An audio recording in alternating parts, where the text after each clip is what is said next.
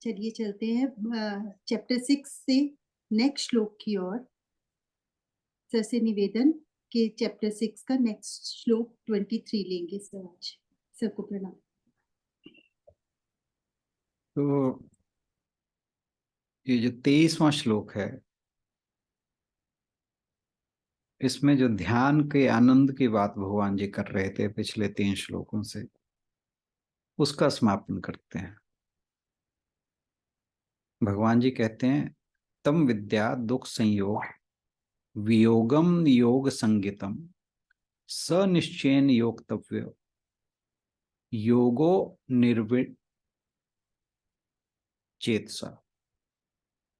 कि जिसमें दुखों के संयोग का ही वियोग है। ये शब्दावली बड़ी अलग तरह की यहाँ यूज की है, दुखों के संयोग का वियोग। होप कि आप लोग इस बात को समझ पा रहे हैं। दुखों के संयोग का वियोग का मतलब कि दुखों से हट जाना, उसी को योग के नाम से जानना चाहिए। योग संगीतम।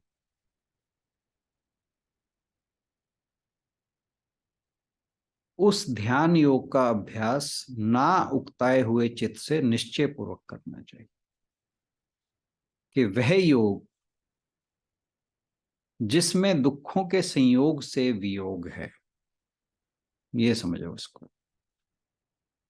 यानी दुखों से छुटकारा है, यह समझना चाहिए कि ऐसा योग जिससे दुखों से छुटकारा मिले, उस ध्यान योग का अभ्यास ना उकताए हुए चित्त से निश्चय पूर्वक करना चाहिए। सनिश्चयन योक्तव्य योगो निर्विण चेतसा। तो भगवान जी इस योग को प्राप्त करने के लिए सबको उत्साहित कर रहे हैं कि इस योग का अभ्यास ना उकताए हुए चित्त से, बिना किसी आलस्य या प्रमाद के निश्चय पूर्वक करना चाहिए। क्योंकि जब चित्त पूर्णतः शांत हो जाता है, उस शांत चित्त में आत्मा का साक्षात्कार होता है।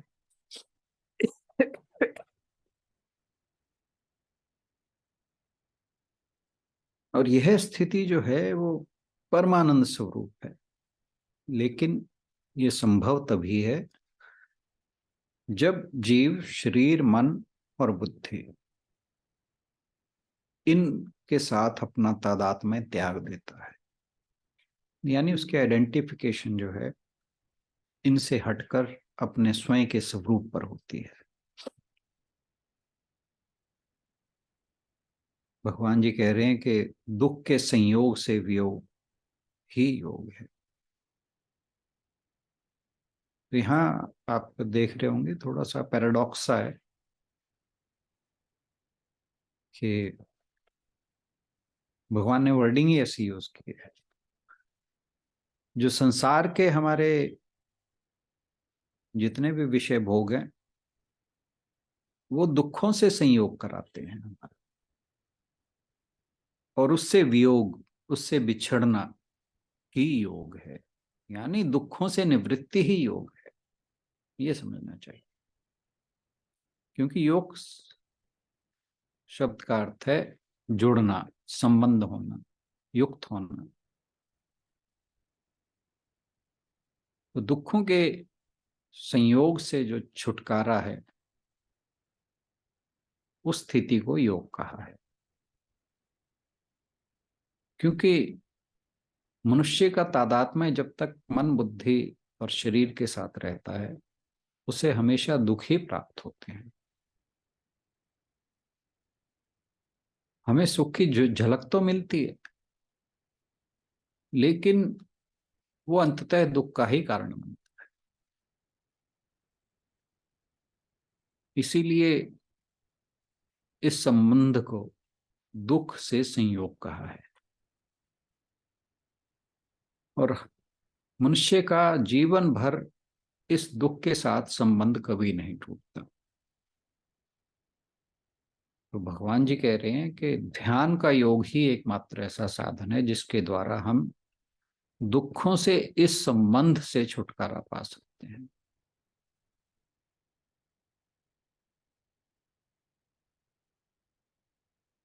यानी अगर हम ध्यान में अपने आप को सिद्ध कर पाते हैं तो फिर हमें दुख कभी छुएंगे भी नहीं।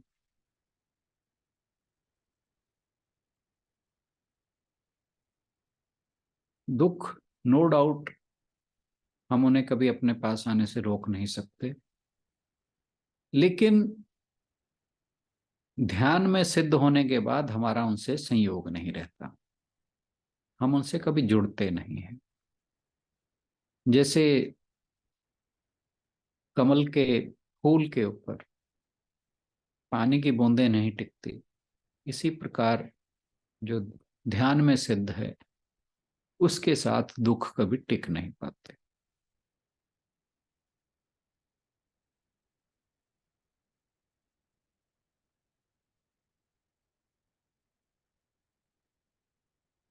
तो जो हमारा मन और बुद्धि और शरीर, मन बुद्धि शरीर से जब हमारा तादात्म्य टूटता है तभी हमारा दुखों से संयोग छूटता है।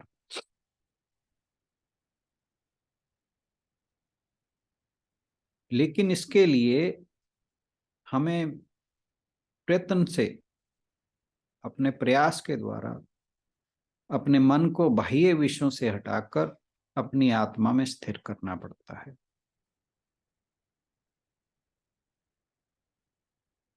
जिस प्रकार अंधकार में प्रकाश को निगलने की शक्ति नहीं है, उसी प्रकार जो माया है वो कभी ईश्वर को अपने आवरण में नहीं लपेट सकते,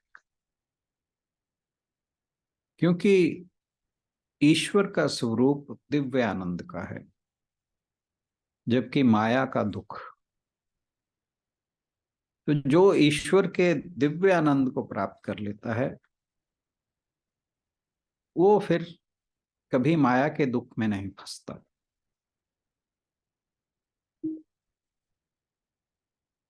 तो भगवान जी का यहाँ कहना है कि स्थिति को प्राप्त करने के लिए हमें दृढ़ निश्चय करना चाहिए, प्रयास करना चाहिए, और कहा कि बिना उकताए हुए चित्त से हमें प्रयास करना चाहिए। वो एक पिता की तरह अपने बच्चे से कह रहे हैं, जैसे माता पिता अपने बच्चे से कहते हैं कि तुम मेहनत करके पढ़ाई करो, अपनी शिक्षा पूरी करो, अपनी डिग्री हासिल करो। जैसे बच्चा पहले स्कूल, हाई स्कूल, कॉलेज में प्रयास करता रहता है जब तक उसे अपनी डिग्री नहीं मिल जाती, अपनी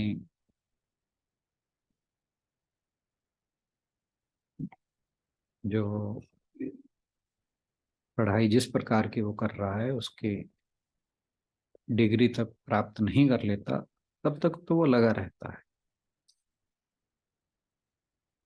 और जब तक उसका प्रयास पर प्रयत्न पूर्वक चलता रहता है तो वो अंततः उस डिग्री को प्राप्त कर लेता है। इसी प्रकार जो योग की स्थिति है उसका अर्थ है आनंद की प्राप्ति और दुख से मुक्ति। तो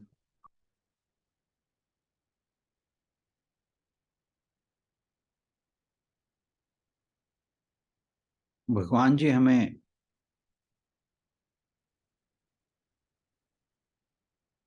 मोक्ष की जो शिक्षा है गीता जी के द्वारा वो प्रदान कर रहे हैं।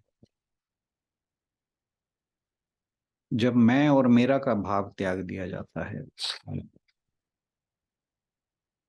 तब हमारा मन है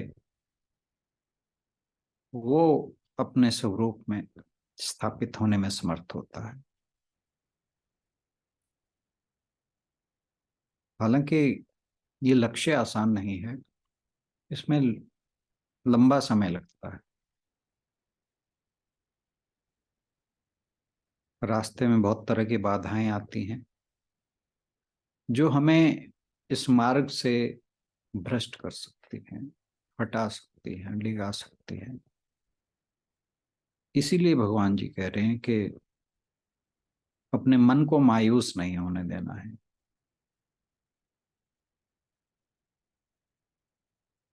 इसलिए उन्होंने जो शब्द यूज किया है कि धैर्यपूर्वक और उत्साहयुक्त चित्त से निश्चय पूर्वक इस योग को बिना उकताई प्राप्त करना है।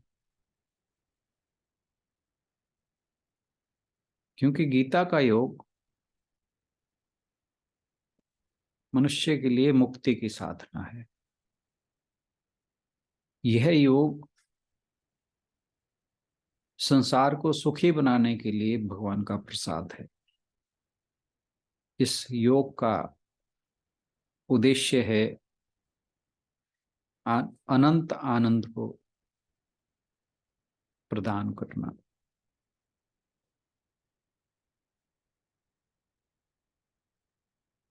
जो कर्म की कठिनता को देखकर अपना धैर्य छोड़ देता है या उत्साहहीन हो जाता है, वो योग नहीं कर सकता। इसलिए भगवान जी कहते हैं कि अनिर्विण चित्त से योग की साधना करनी चाहिए। इसमें एक छोटा सा प्रसंग बड़ा महत्वपूर्ण है कि एक बार समुद्र ने टिटहरी पक्षी जो होता है उसके अंडे बहा दिए। अब उस पक्षी ने प्रण लिया कि मैं समुद्र को सुखा के रहूंगी ताकि वो दोबारा फिर ऐसा अत्याचार ना कर सके। अब वो पक्षी क्या करने लगा, एक एक बूंद अपनी चोंच में भरता और समुद्र से निकालकर बाहर फेंकने लगा। अब समुद्र में तो अथाह जल है, लेकिन वो पक्षी निराश नहीं हुआ।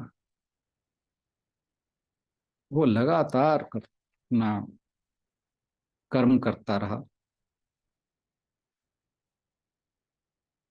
देखने वाले उस पर हंस रहे थे।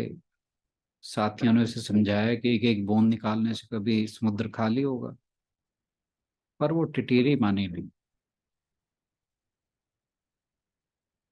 अब संयोग से महर्षि नारद उधर उस तरफ से निकले।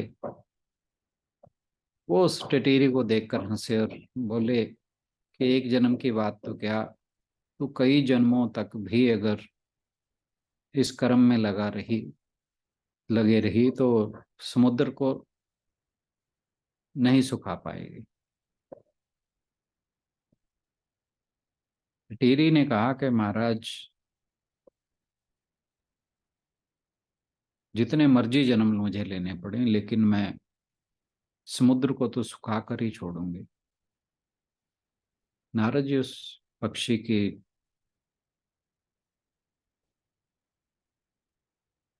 जो संकल्प था उसे देखकर बड़ा प्रसन्न हुए और जाकर गरुड़ से ये सारी बात सुनाई। जब गरुड़ को ये बात पता लगी, उसने पक्षी की सहायता का संकल्प लिया। जब गरुड़ उस पक्षी के साथ लग गया तो समुद्र हार गया और उसने पक्षी के अंडे लौटा दिए। तो जो संसार का दुख है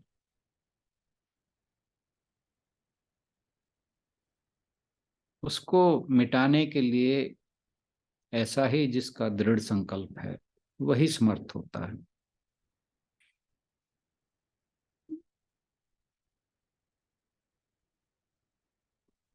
ये जो चारों श्लोक थे 20 से 23, ये योग की पूरी तस्वीर देते हैं और उन सभी स्टेप्स की बात करते हैं जिनसे एक योगी गुजरता है। ऐसा योगी जिसका मन ध्यान के द्वारा एकाग्र हो गया है।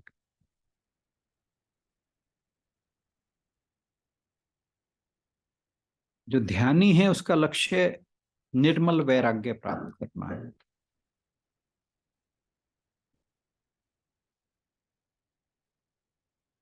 और जब उसका मन पूरी तरह संयमित हो जाता है तो फिर वो अपने वास्तविक रूप में स्थित हो जाता है।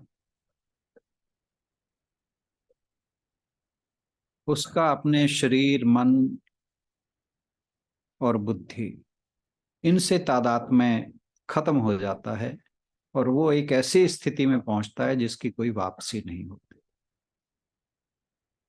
और भगवान जी कह रहे हैं कि इस आनंद को प्राप्त करने के बाद कोई भी संसारिक दुखों में नहीं आ सकता।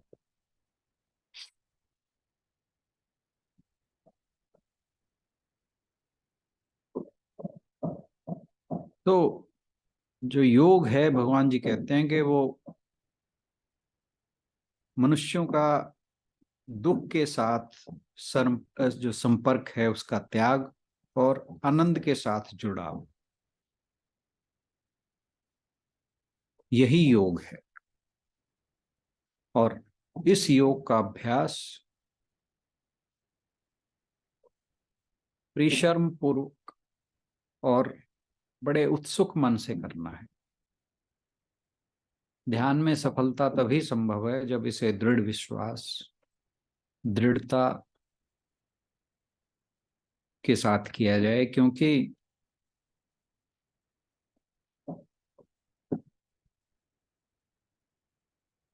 जो मोक्ष या अपने स्वरूप में स्थित होने का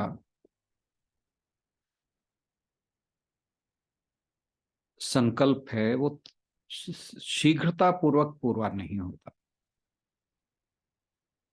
ये कठिन अभ्यास द्वारा पूरा होता है और इसके लिए लगातार प्रयास की आवश्यकता है, क्योंकि रास्ते में बाधाएं बहुत आती हैं।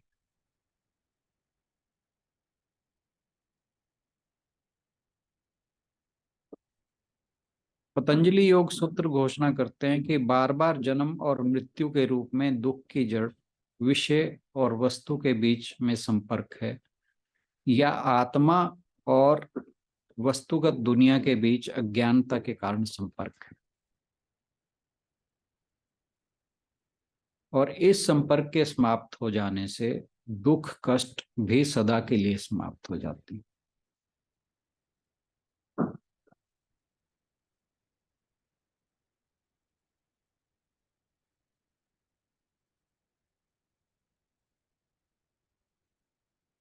तो ईश्वर की प्राप्ति की जो अवस्था है, इसी को गीता जी में योग कहा गया है। और जो आने वाले श्लोक हैं वो योग पर आगे कुछ और बातें कहते हैं जिन्हें हम आने वाले श्लोकों में लेंगे। आज के लिए इतना ही। बहुत बहुत धन्यवाद।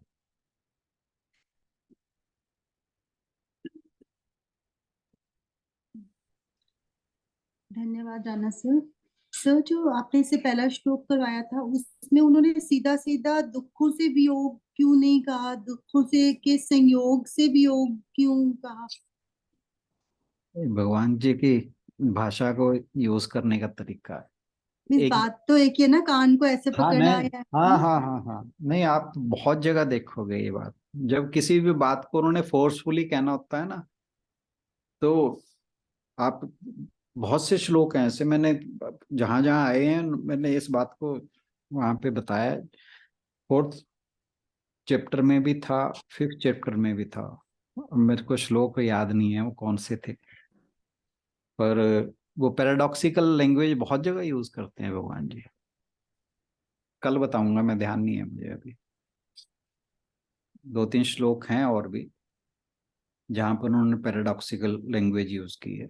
जैसे वो था 19वां श्लोक दूसरे अध्याय का, नास्ते नास्तु नास्तो विद्यते भावो न भावो विद्यते सतः।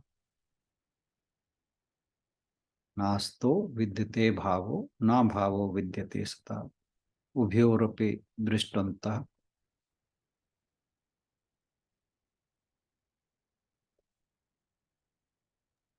लास्ट का फ्रेज। हम विमुह्यति वाला है ना, विमुह्यति आता है मेरे ख्याल से नहीं नहीं last। नहीं नहीं, दर्शी भी। से कौन सा नंबर कह रहे हैं? 2.19 या 16।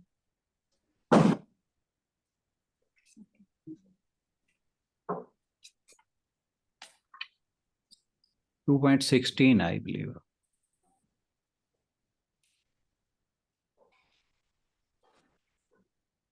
नास्तो विद्यते भावो न भावो विद्यते सतः उभयोरपि दृष्टोऽन्तः दृष्टवन्तः त्वनस् त्वनयोस्त तत्वदर्शी। तत्वदर्शी। तो ये था। और थर्ड फोर्थ फिफ्थ हर एक चैप्टर में उन्होंने कोई ना कोई एक ऐसा श्लोक चुना है जहां उन्होंने पैराडॉक्सिकल लैंग्वेज का यूज किया, जहां एक बात को रीइंफोर्स करना चाहते हैं भगवान जी, वहां इस तरह की शब्दावली यूज करते हैं। सर ऐसे लगता है ना जैसे संयोग मतलब दुख तो होने ही हैं, उससे वियोग।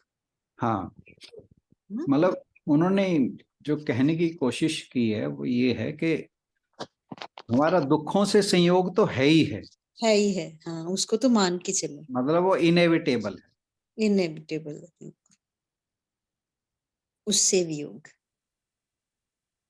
पहले संयोग को फोर्सफुली मान लिया मतलब, क्योंकि हाँ फिर उससे वियोग। जब तक दुखों से संयोग नहीं होगा, दुख का पता भी तो नहीं चलेगा ना कि ये दुख है। बिल्कुल बिल्कुल बिल्कुल ठीक कहा आपने। संयोग है तभी वियोग होगा। हाँ, तो तब जब हम पता चल जाएगा फिर उसके बाद वियोग का पता भी चलेगा कि हाँ हमने दुख से वो वियोग हो गया हमारा।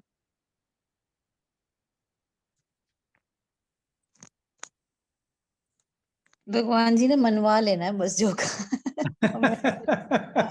बात सारी है। मतलब वो एक बात को एक ही बात तरह से कहते रहोगे तो वो बोरिंग हो जाता है ना, तो वही सिखा रहे हैं कि कहना तो उन्होंने एक ही बात है लेकिन उसको कई तरह से मीन्स बनाने तो खिलाना तो किसी को मूंगी की दाल ही है लेकिन वो थोड़ा सा चेंज कर भगवान जी करके। से बेहतर मोटिवेशन लेक्चर आज तक कोई नहीं दे पाया, है ना। और ये देखो कि किस परिस्थिति में वो मोटिवेट कर रहे हैं अर्जुन को।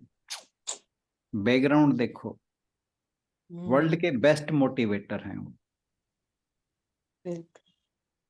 इससे अच्छा मोटिवेशन आपको देने वाला कोई दुनिया में कहीं नजर नहीं आएगा, कोई एग्जाम्पल उसके पैरेलल में नहीं है।